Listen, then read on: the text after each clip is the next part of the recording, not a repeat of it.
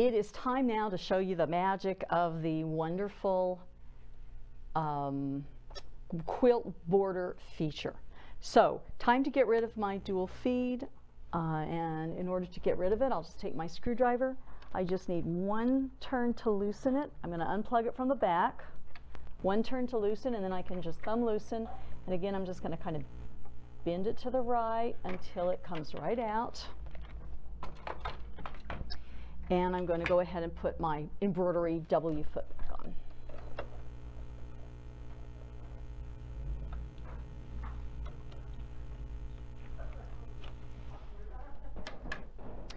All right, I'm going to go to my home page now, and I'm going to select embroidery. And this Q menu is the menu with all your beautiful quilt borders, and you have a lot to choose from.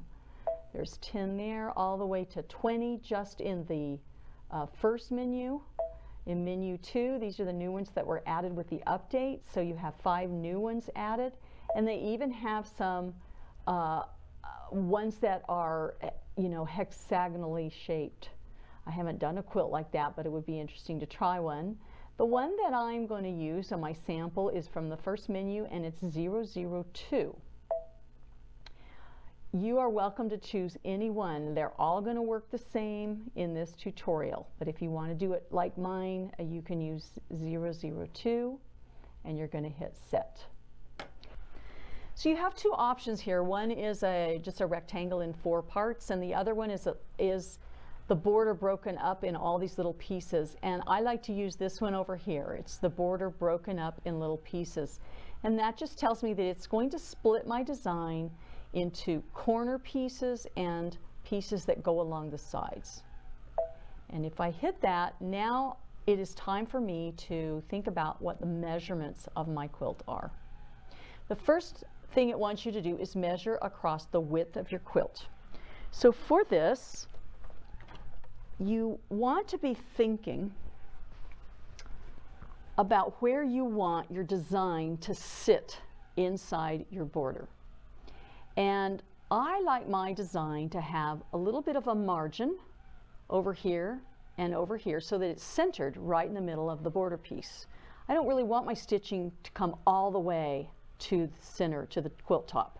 And I don't want it to go all the way to the binding, but maybe you do. If you do, you're going to change your measurements a little bit, and I'll show you how to do that.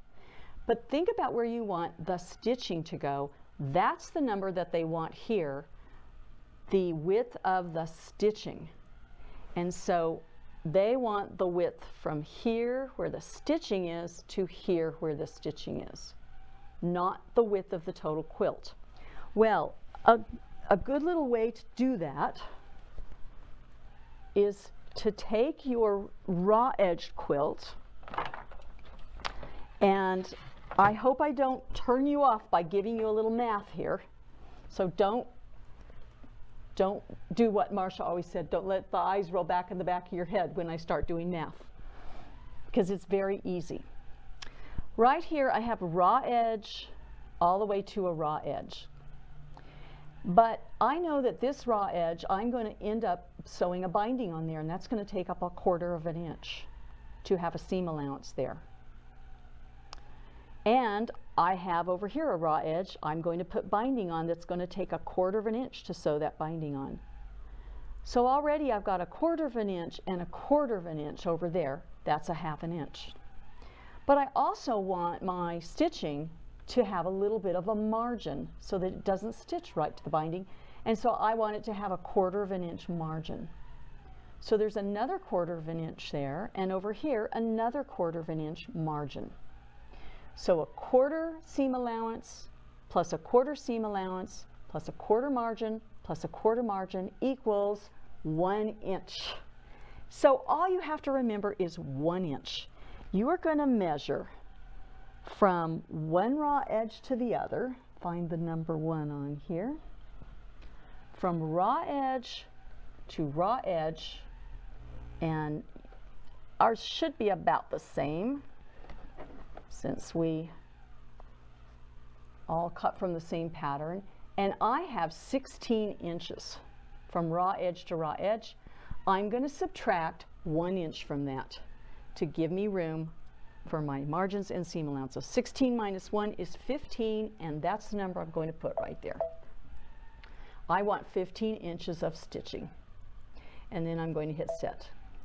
Now it wants the measurement down the front, and I'm going to do the very same thing. I am going to do it on a table though. Be careful here because my border sticking out a little bit here. I want the true width, so I'm going to use the raw edge here inside my border. You can see what I mean there. I didn't trim that, so I'm going to use this raw edge. That's the actual size of my quilt. So, or you can kind of maybe think about doing it in the middle, in the center of your quilt. Maybe that's less confusing. So I'm going to go from the center of my quilt, from the top raw edge to the bottom raw edge. I have exactly 21 inches. Yours should be somewhere around there. And so same thing here, 21 inches minus 1 inch. So I'm going to put the number 20 in there. So 20 inches. So right here for field number 2, I'm going to hit 20. Now notice this goes to a 1/100th of an inch, 2 decimal points. So you can become very, very accurate about exactly where you want your stitches to come to. If you would like them to come 1/8 of an inch clearance margin from your edge, you can certainly do that. You can become very precise. And mine measured really truly 16 inches. Yours might measure 16.1 or 16.3. So you can get a calculator out, subtract an inch from that, do the math, and make it exactly where you want it to go. So I've got my 20, I'm going to hit set, and the third measurement that they want is the actual width of my border. So remember, this is the width that I want the stitches to be. So here, just remember this.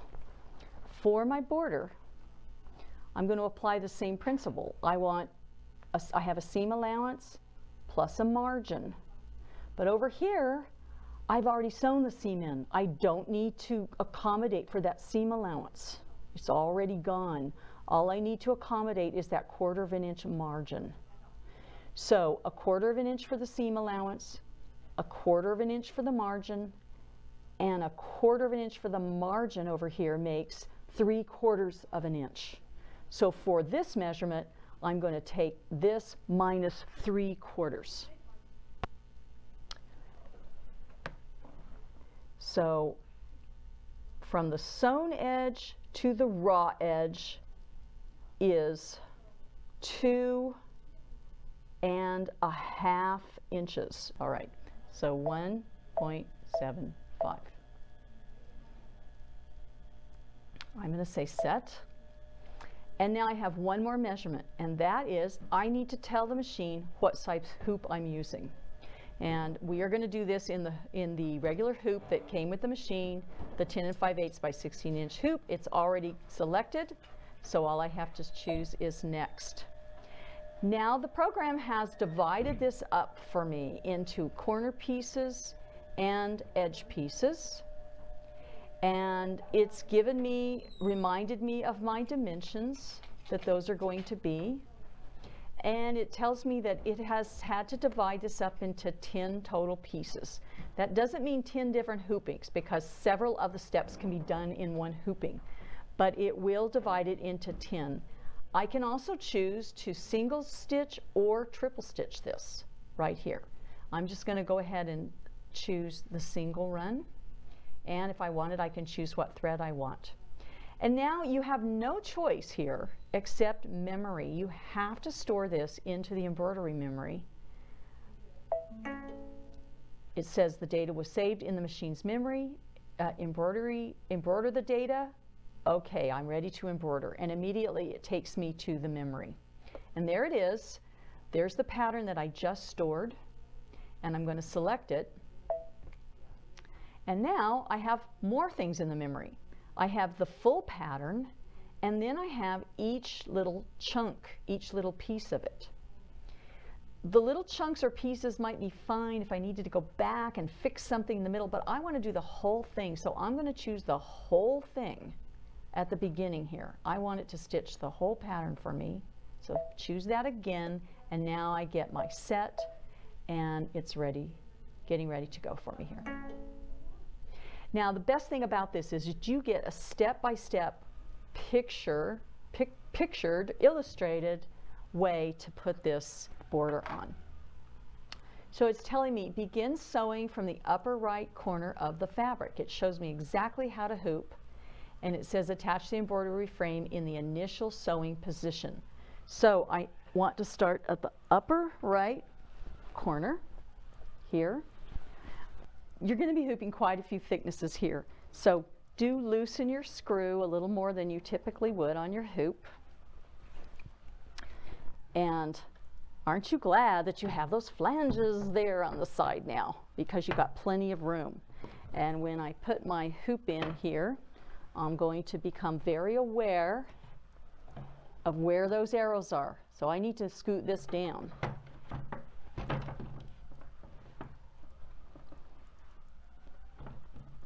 And maybe right on the edge here. And when I snap it in here,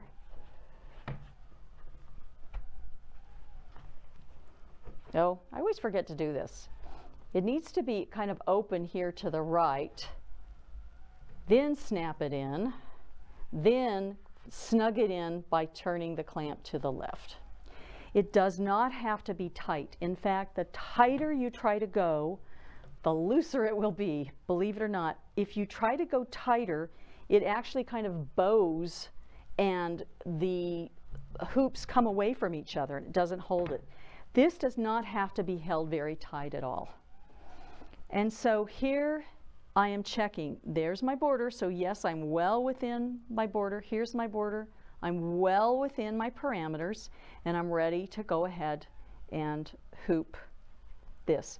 Now, if you have the luxury of owning a magnetic hoop, this is a great use of a magnetic hoop, because once you get your magnetic hoop in your machine, you can just leave it in. I probably will be able to leave this in. I'll try it and see how it goes.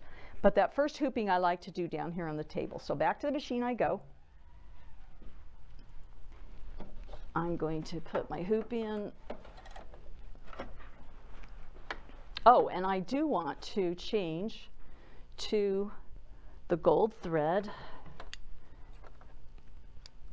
I think you'll be able to see it a lot better. I was going to use kind of a green thread, but we'll see how metallic does. I've never done a metallic border, so I hope all my boasting about how well the metallic thread works holds true here. I'm going to use that same little setup that I told you. I do have a metallic needle in. I did think of that. And that probably won't thread until I hit OK. It still won't thread. I'll have to wait until I get ready. Okay, it says now, after I've hit OK, it's actually showing me exactly what it's about to do. It is about to sew the first corner. Now, this design is a generic one. It will always show you this feather design. That's not the design we chose. That's just a generic pattern that they have there. But it says use the move pattern keys to adjust the inside corner of the pattern. We're looking for where the inside corner of our border is. And so when I hit OK, and I don't know, it's very hard to see on the screen, but you will see a picture of the corner pattern. Your projector will light up down here on your machine, and you will get a green crosshairs dot right under your needle position. Our goal is to take the green crosshairs and align it with the border, the corner of our design. So the easiest way to do it is just to push it and grab it and start moving. And as you move your finger, you'll see that design move right up here, and here it goes. I can see that design moving up here to my corner, and it wants to be, okay, it doesn't want to be in the corner, it wants to be at the corner of where I wanted my stitching, which is 1/4 of an inch. So remember, I wanted a 1/4 of an inch margin around here. So I want this little dot to be 1/4 of an inch from the top edge. Here's my 1/4. I want that green crosshairs to be 1/4 of an inch up here by 1/4 of an inch up here. And I can move the arrows and just, I'm going to move it just a little to the right. So now it's 1/4 of an inch to the right.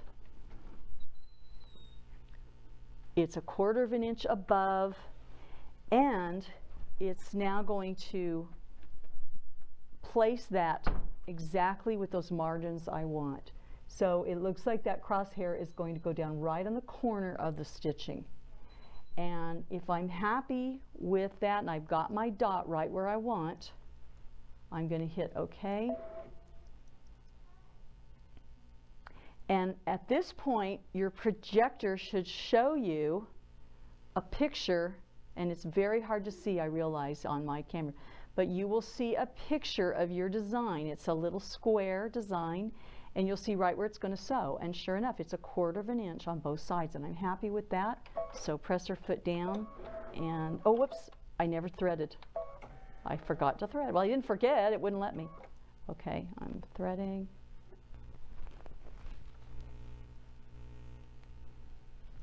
Now I'm ready to go. So the projector's gone off, and away we go.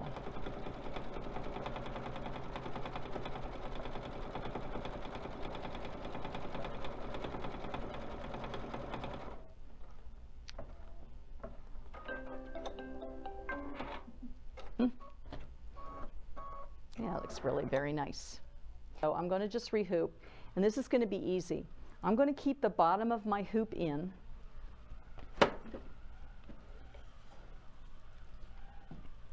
I'm just going to take the top of the hoop out. I'm just going to scoot down here, and I just have to make sure that my previous stitching right here is within the parameters of where I'm able to stitch, is here on my design. So you can see I really can get away with not even taking the hoop off.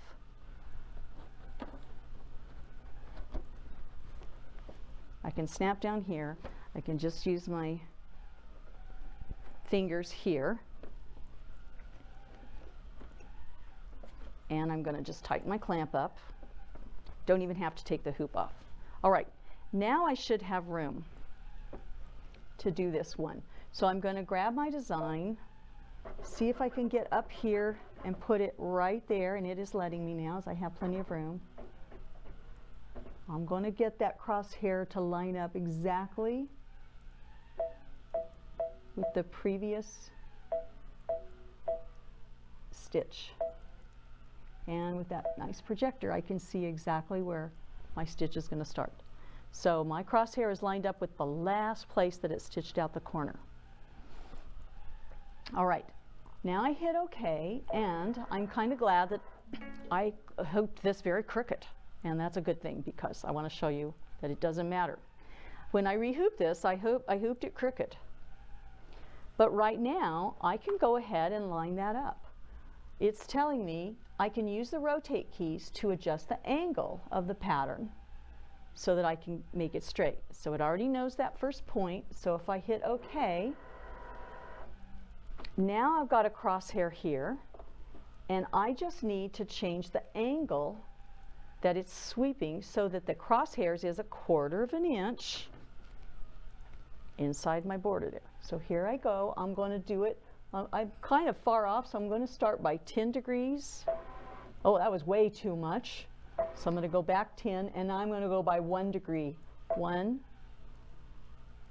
2, 3 degrees. I was about 3 degrees off. And now my crosshair is 1/4 of an inch inside the margin right there. All right, so I know it's still lined up the first point. I'm 1/4 an inch. I can hit OK. All right, it looks crazy on my machine, but when I see my projected area here, it's lined up just beautifully, and it will show you on the projector where it's going to stitch. It just magically starts right up there at that first point.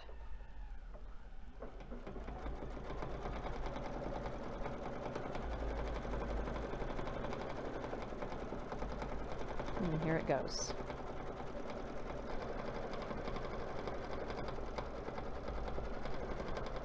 Oh, wow, that's coming out nice. Now, it doesn't look centered, but remember, I have to still sew a 1/4 of an inch seam allowance over here. So by the time I sew that 1/4 of an inch, it's going to look fine. All right, it says it's finished, and am I ready to go on to the next section? Okay. All right, now it's telling me to rehoop. It probably wants to now sew all the way from here almost to the corner. And it doesn't have room because I'm outside of the parameters. So I'm going to undo my clamp to the right, scoot it up.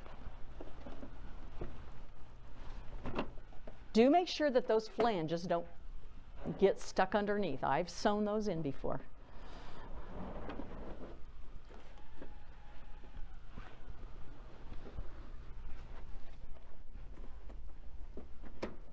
Oops, it is a little tricky. With this hoop, the magnetic one, it works a little better, but no, I'm not in there.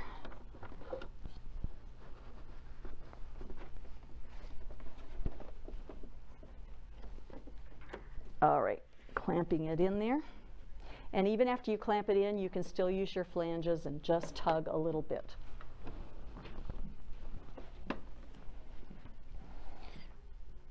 All right, I've got it rehooped. I'm just barely here above my margin, so I know I'm okay there. My margins are okay over here, so I know I've got plenty of room. I'm going to hit OK.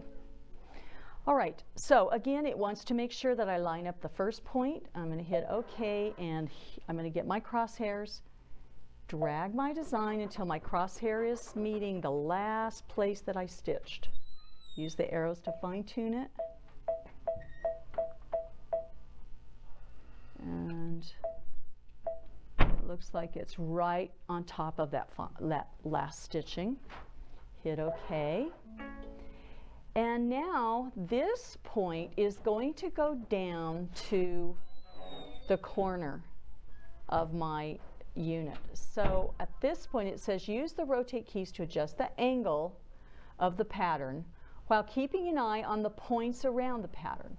Adjust the size of the pattern so that the lower left point will be the inside corner of the next pattern.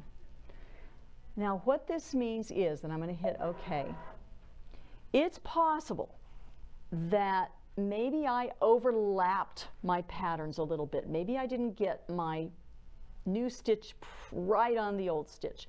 Maybe I overlapped a couple of stitches. If I overlap a couple of stitches here and here, that may end up being a difference in 1/2 an inch or 1/4 of an inch by the time I get to the end. And sure enough, when I'm down here, I see that my crosshairs is about, at least 1/4 of an inch too far. It really is about 1/2 an inch from here. And so rather than just quilt and then just abruptly stop the design in the middle of a design, the machine is so smart that if I tell it that I want it to shrink the last design a little bit, it will shrink it up for me so that it fits in and I get a full design before it gets to the end. So the first thing I'm going to do is change the degrees over here so that it's 1/4 of an inch from this edge, and there it is. I've got my 1/4 of an inch, but now I need to shrink it a little bit. So here's where I shrink. Right here at the bottom of the degrees angles, you have a little box with an arrow up or down. I need to shrink my design about 1/4 of an inch so that my crosshair is 1/4 of an inch inside that corner. So I'm just going to press the shrink button, and it's moving that crosshair.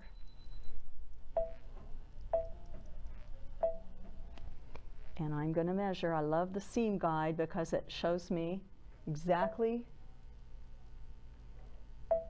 So if you can remember where we placed this green crosshairs at the very beginning when we first started at the top of the corner, inside that, inside a 1/4 inch, we're going to place this one the same place, a 1/4 inch this way, a 1/4 inch that way. And I've done it by just shrinking my design, and I shrink it one more. And it will automatically calculate and kind of smush that design a little bit. It won't be anything that you can visually tell that it's any different than the others, but it'll fit perfectly. And so I like where my crosshairs are. I'm going to hit OK, and I can see my projection on there right now, and I just love where it's going. Now, you've got to really trust the machine right here. This design ends a little high, but that's okay. It already knows where the corner design begins. And so the corner design is going to begin right there. So once I've put all those measurements in and I look at my projector, I just trust, I know that I've got it right, and I'm ready to sew this. So it finds the previous spot.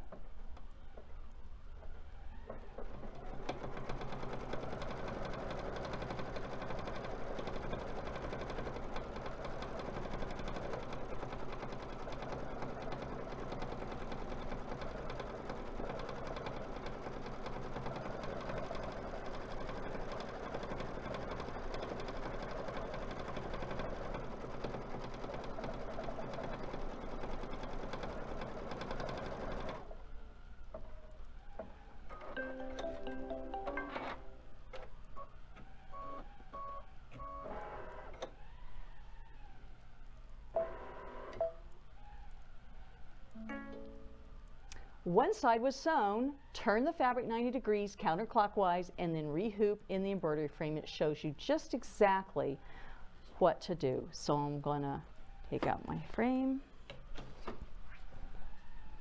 I'm going to turn 90 degrees, and I'm ready to go down my next side. The biggest mistake I make is, not leaving enough margin in where my hoop is. So just be aware whenever you rehoop that you need your corner to be down below those black marks. You don't have to push down any. All right, that seems okay. There, it's in there nice and tight. Good enough. As long as it's held in there, it'll still stay nice and flat. All right, so I've got it rehooped, and now it says use the move pattern keys to align the start position. So I'm going to align from the previous stitching. Got to come way up here, and I want to find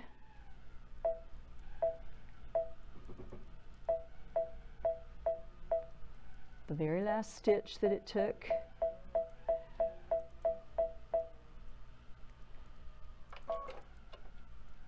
Oh, I have to hit OK first.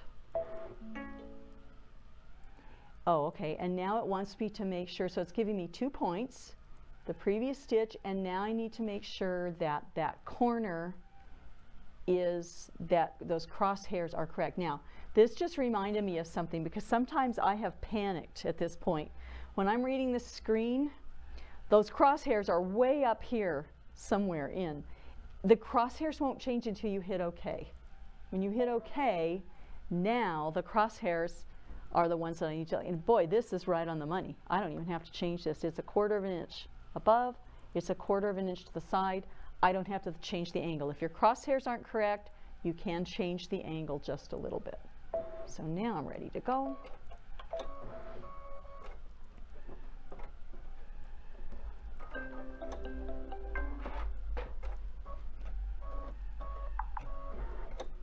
Finished.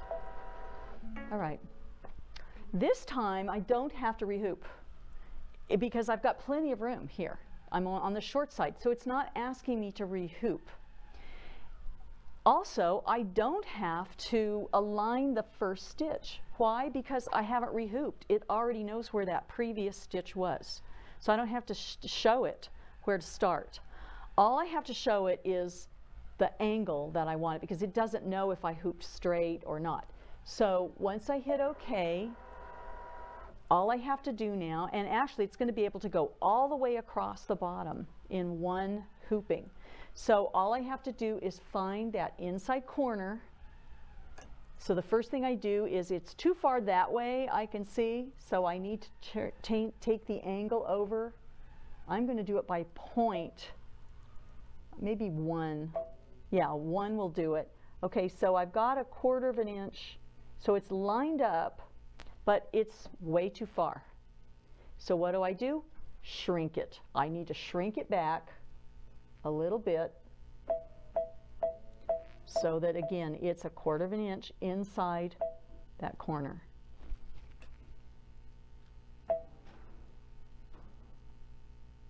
I'm happy with that, and I'm going to hit OK. So this is nice, only one hooping for this whole side.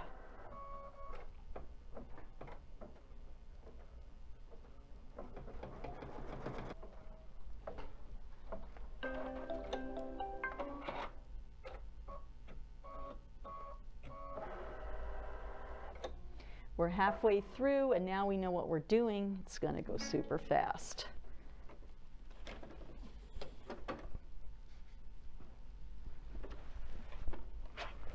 Rotate. Don't sew your flanges into the quilt.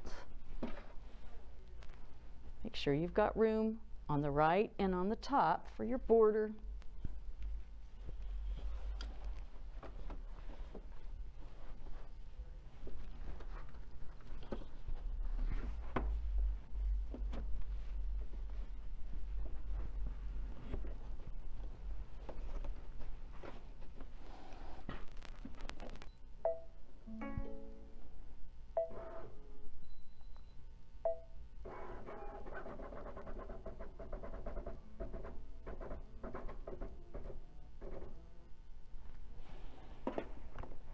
I want to pull that a little tighter.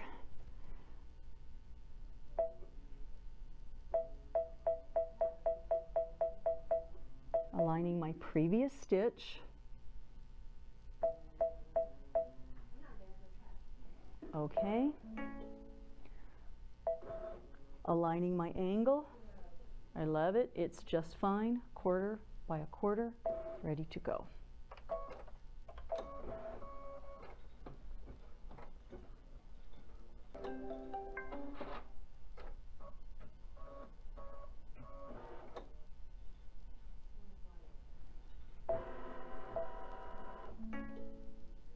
Okay, it didn't ask me to rehoop this time.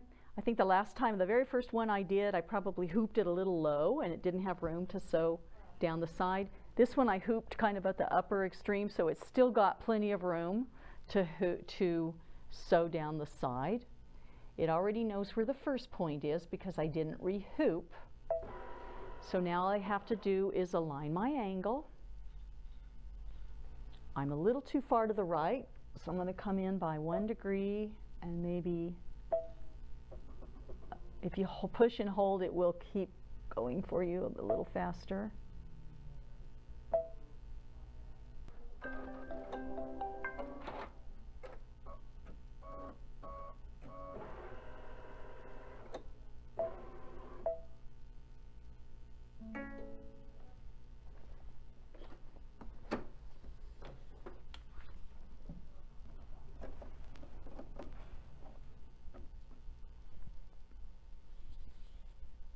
What I'm looking for each time is these 2 little arrows. They go at the top.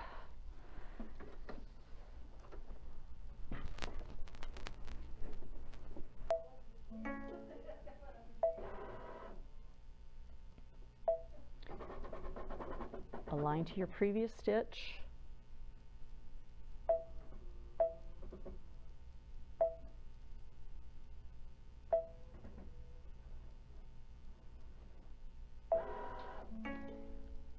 And now I'm going to find that inside corner with my crosshair. First, the angle of it to make sure it's a 1/4 of an inch away.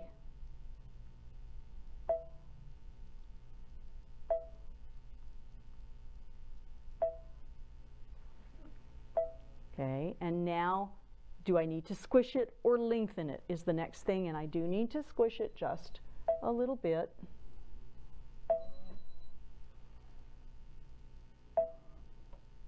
And I'm happy with that. Oops.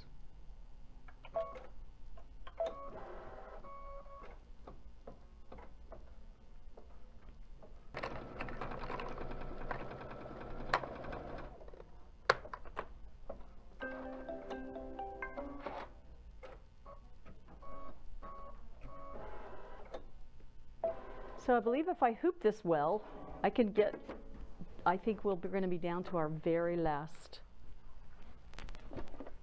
part. As long as I hoop high enough up here, I should be able to get all the way down to the bottom. All right, I'm within the margins here. I am just within my margins at the top.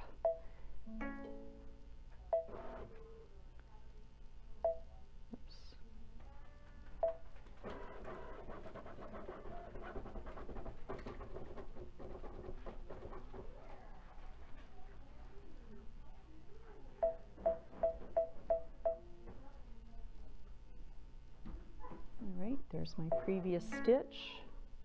Hit OK, and then you'll see your crosshairs, and I've gotten so good at it, I don't even need to change the angle. So here I go, and you will too.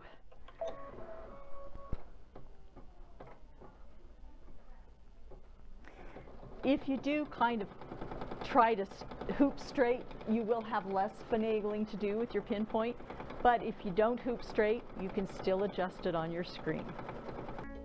And it even shows me that this last piece is going to connect to my first corner that I made. So I'm going to look at my crosshair, and it should align with exactly the very first stitch. And it's pretty close angle-wise. It just needs to shrink a little bit.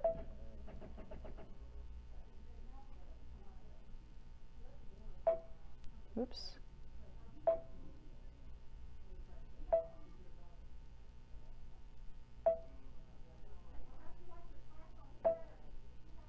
All right, I think that's going to end up right where it started.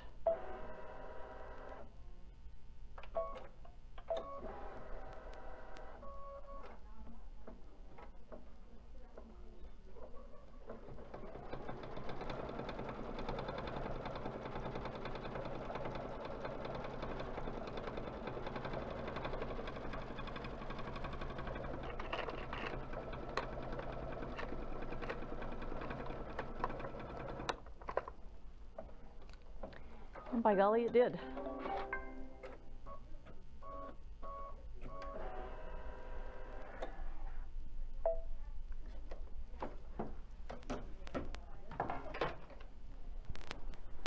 So,